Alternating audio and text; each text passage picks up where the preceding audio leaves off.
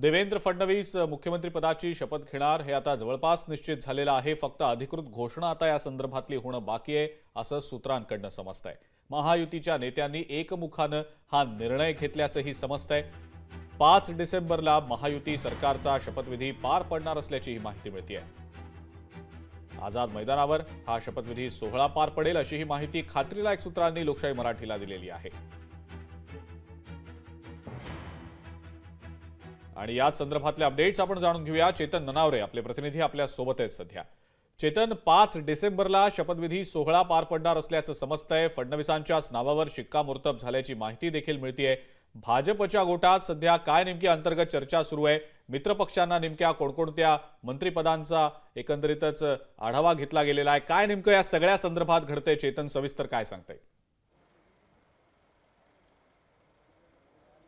निश्चितच अगीन की आता सध्या आपण आहोत ते सागर या निवासस्थानी। गेल्या महिनाभरापासून आपण पाहत आहोत की देवेंद्र फडणवीस यांचं सागर निवासस्थान हे सत्ता केंद्र बनलेलं आहे। याच ठिकाणी बहुतांश आमदार फक्त भाजपचेच नव्हे, अपक्ष नव्हे, तर महायुतीमधील शिवसेना आणि राष्ट्रवादीचे आमदार आणि मंत्री सुद्धा सध्याचे सातत्याने देवेंद्र फडणवीसला गेल्या 2 दिवसांमध्ये भेटीगाठी घेत होते। कारण अंदाज एकंदरीत आलेला होता देवेंद्र फडणवीस हे मुख्यमंत्री होऊ शकतात आणि अखेर त्यावर शिक्कामोर्तब झालेला आहे। आता देवेंद्र फडणवीस मुख्यमंत्री पदाची शपथ आहे ती 5 डिसेंबर च्या वेळी घेणार आहेत आणि आझाद मैदान हे अखेर लोकेशन ठरलेलं आहे। जर आपण पाहिलं याआधी वानखेडे आणि शिवाजी पार्क मैदानाची चाचपणी चालू होती, मात्र शिवाजी पार्कवरती महापरिनिर्वाण दिनानिमित्त 6 डिसेंबरची तयारी सुरू असल्याने त्या ठिकाणी 5 तारखेला कार्यक्रम घेणे शक्य नाही। या उलट वानखेडे सुद्धा 5 तारखेपर्यंत उपलब्ध नसल्यामुळे अखेर आझाद मैदान या ठिकाणी हा शपथविधी होणार आहे। आणि मुख्यमंत्री म्हणून देवेंद्र फडणवीस हे शपथ घेत असताना उपमुख्यमंत्री अजित पवार आणि शिवसेनेच्या कोट्यातूनही एक जण उपमुख्यमंत्री पदाची शपथ घेईल। त्यामुळे आता एकनाथ शिंदे हे उपमुख्यमंत्रीपदी येत आहेत की त्यांच्याऐवजी दुसऱ्या कुठल्या शिवसेनेच्या ज्येष्ठ नेत्याची वर्णी लागते हेही पाहणं महत्त्वाचं असेल। दुसरी एक महत्त्वाची गोष्ट जी समोर येते की 20हून अधिक खात्याचे मंत्री असतील हे यावेळी शपथ घेताना पाहायला मिळतील आणि यावेळी पहिल्याच शपथविधीमध्ये महिला मंत्रीही आपल्याला या मंत्रिमंडळामध्ये पाहायला मिळणार आहेत। एवढंच नव्हे तर भाजपचे काही जास्त संख्येने मंत्री असतील ते पहिल्या मंत्रिमंडळात आपल्याला पाहायला मिळू शकतात। दुसरीकडे शिवसेना आणि राष्ट्रवादीला मात्र समसमान वाटा देण्याचाही विचार केला जात आहे।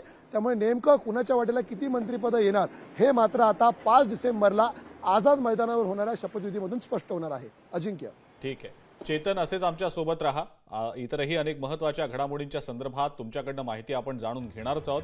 मात्र आपण जी माहिती सध्या आपल्याला सूत्रांकडून मिळतेय त्या अनुषंगानं बातमी समोर येतेय। देवेंद्र फडणवीस यांच्याच नावावर शिक्कामोर्तब झालेलं आहे। मुख्यमंत्री पदाच्या अनुषंगानं आझाद मैदानावर महायुती सरकारचा शपथविधी सोहळा देखील आता पार पडणार असल्याचं समजतंय। खात्रीलायक सूत्रांनी ही माहिती आपल्याला दिलेली आहे। आणि सोबतच महायुतीतले जे इतर 2 पक्ष आहेत म्हणजे शिंदेची शिवसेना आणि अजित पवारांची राष्ट्रवादी, या दोन्ही पक्षांचे नेमके किती आमदार मंत्रिपदासाठी शपथ घेतील याचा फॉर्म्युला हा देखील आता येत्या काही काळात समोर येण्याची शक्यता आहे। काही तर्कवितर्क लढवले जात आहेत त्या संदर्भात, त्या अनुषंगानं सुद्धा बातम्या समोर येताना दिसत आहेत।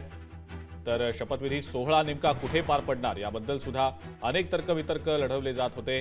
आधी वानखेडे स्टेडियमवर हा सोहळा होईल असं बोललं जात होतं, त्यानंतर शिवाजी पार्क मैदानाचा पर्याय देखील बोलला जात होता। मात्र आता आझाद मैदानावर शपथविधी सोहळा हा पार पडणार असल्याची माहिती सूत्रांनी दिली आहे।